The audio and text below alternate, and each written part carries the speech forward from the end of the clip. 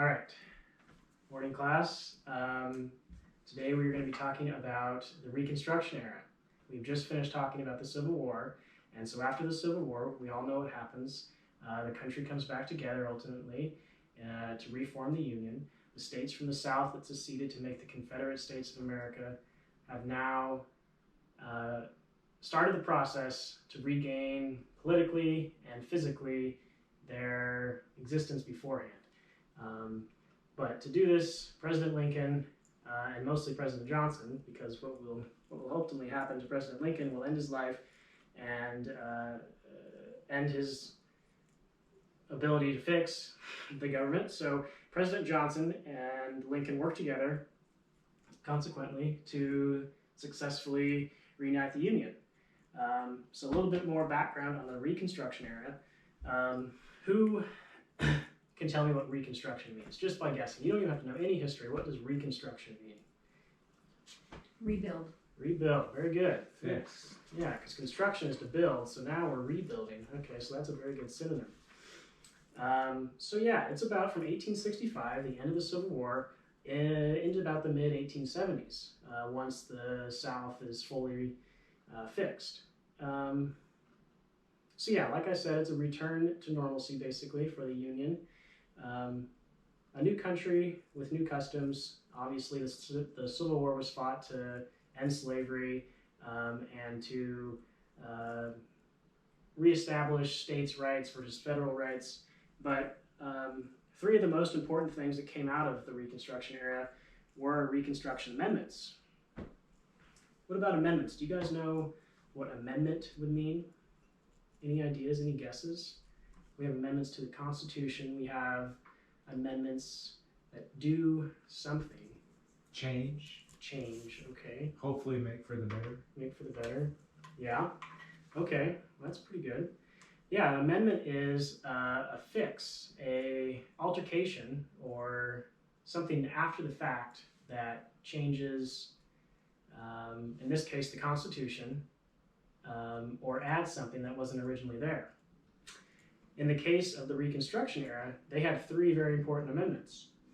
The first one occurring is the 13th Amendment, which is directly related to the Civil War and ends slavery. It eliminates slavery throughout the whole country. However, it did not eliminate racism. As you all know, racism is still very prominent, very existing in the country we live in today. So that's the First Amendment. Remember, amendment is to change. The 14th Amendment is a few years later. This is also another important one, directly related to the times. This amendment gives equal protection to all people. So no matter their color of their skin, no matter their race, no matter their origin, they have full protection over the law, or from the law. Additionally, it also grants citizenship to whomever is born in the United States. When you think of citizenship, what does that make you guys think of? Where we come from, where Yeah. we live. Okay, so we are all citizens of what country, most likely? The United States, right, okay. So this amendment helps establish that. So in the case of the Reconstruction era, it makes all former slaves or people that were born here official citizens of the United States. Okay. And the third amendment that occurred during this time, the Reconstruction era, is the 15th Amendment. And this amendment is also very important, and obviously still exists today. It prohibits the denial or refusal of people to vote. So if someone is, before this, obviously, only white males would be able to vote. White landowning males, like we've learned about previously. However, this changes that, and so it says, the amendment changes and says that all men, no matter their color, no matter their race, color their skin, they can vote and participate in elections, not women. So now what is important, significance here is former slaves now have the constitutional right to vote in federal and state elections. And the Constitution now protects that right, which it did not before. So it is very important. Okay, now we've done a little background and a little into the Reconstruction era. However, we have gone over quite a lot of vocab. And so in front of you, you have your own student-friendly dictionary. And what a student-friendly dictionary is a place for you all to keep important vocab that will help you throughout your history course here. In this case, we have 3 new words that we learned today. The first word being amendment, second word being Reconstruction era, big one we hit, and last, citizenship. Okay, so I'm going to read the directions first off, and you guys can follow along. Directions. For this activity, please fill in each section of the table below. Each section of the table is labeled with a number and its own description of what you are to fill in. In quadrant number 1, you will see a word that has already been filled in for you. So in this case, we have amendment, Reconstruction, and citizenship. This word is the one you'll be referencing or using for the 3 other quadrants. Then quadrant number 2, you will create a definition or meaning to that word in your own words. In quadrant 3, you will use the original word from the quadrant 1 in a simple sample sentence and underline that word after you've written it. In quadrant 4, you will draw a simple picture to remind you of what the word means, and then you repeat these steps, obviously, for each box. So, in summary, we have a word that we will be defining by ourselves so that we can memorize it better. I have an example here to model.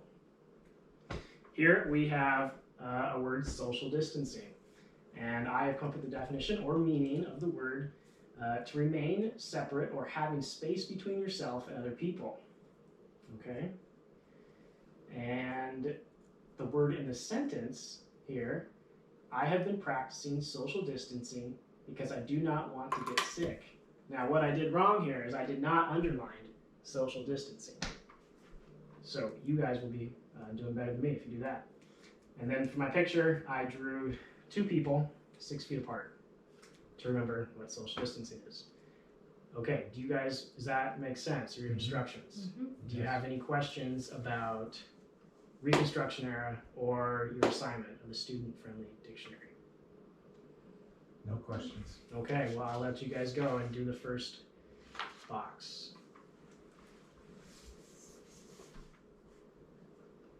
And remember, be better than me, and when you do your word in a sentence, to underline the word.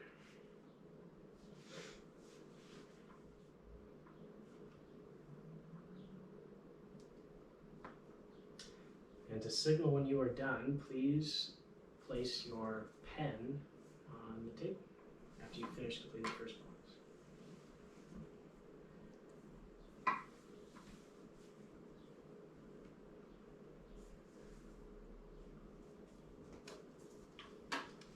Perfect. Okay.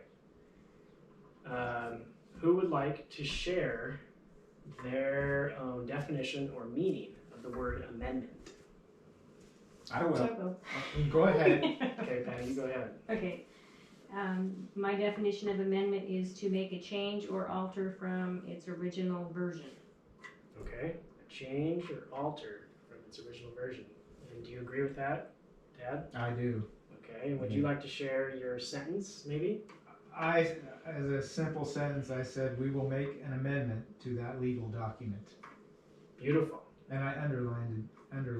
Oh, yes. Good. So now you guys know what amendment is. You have an example of it, and you additionally have a picture of it to help you remember what the word amendment is. So great job today, guys. You guys have now learned more vocab and more history to grow your minds.